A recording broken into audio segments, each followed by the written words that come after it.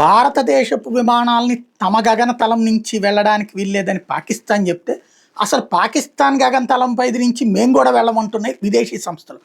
భారత విమానయాన సంస్థలకు మాత్రమే తమ గగనతలాన్ని మూసేస్తున్నట్టు పాకిస్తాన్ ప్రకటిస్తే, మన దేశానికి సర్వీసులు నిర్వహిస్తున్న పాశ్చాత్య దేశాల విమానయాన సంస్థలు కూడా ఖచ్చితంగా పాకిస్తాన్ గగనతలానికి ప్రత్యామ్నాయ మార్గాలు ఎంచుకుంటున్నాయని సమాచారం.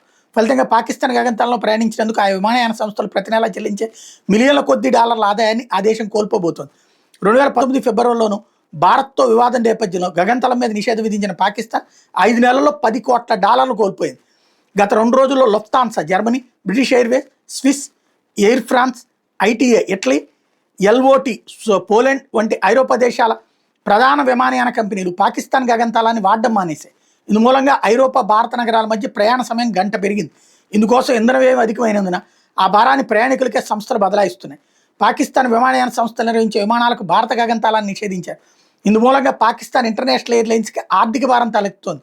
ఇస్లామాబాద్ నుంచి కౌలాలంపూర్కి 5.5 గంటల్లో చేరాల్సిన విమానం చుట్టూ తిరిగి వెళ్లేసరికి 8.5 గంటల సమయం పడుతోంది. పాకిస్తాన్ నుంచి బంగ్లాదేశ్, శ్రీలంక వెళ్లాల్సిన విమానాలు కూడా చుట్టూ తిరిగి వెళ్లాల్సిందే.